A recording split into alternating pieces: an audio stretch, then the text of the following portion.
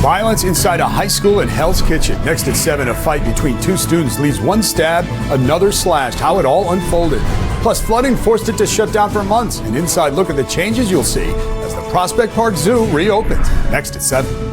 News 4 New.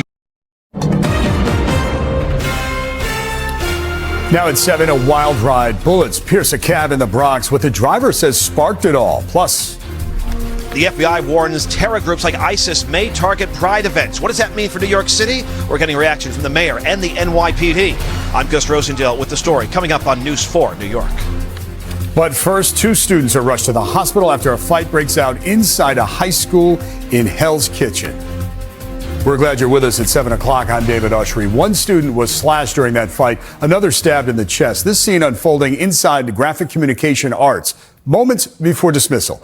And according to police, this is one of 2 incidents of violence at New York City schools today.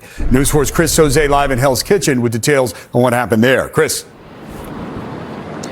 Hey, David, there are 4 different schools on this campus on 49th Street between 9th and 10th Avenues. Important to note, despite the lockdown this afternoon, this was an isolated case. By Ophelia, but building a permanent boiler room and improving mitigation measures will cost millions more. Is the zoo still at risk of another flood?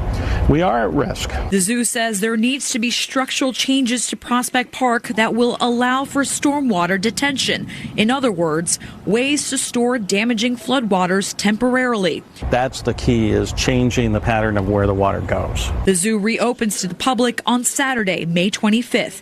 At the Prospect Park Zoo, Melissa Colorado, News 4 New York. Firefighters in California were called out to rescue a little pup stuck in a strange situation. Faye had crawled into the wall of her home through a small plumbing access door, and then she got stuck under a bathtub for 2 hours and refused her family's pleas to come out. She's okay, and her family says she's already probably planning her next bit of mischief. But good to see Faye will be okay. All right, Access Hollywood is coming up next, and then we'll see you right back here on News 4 New York.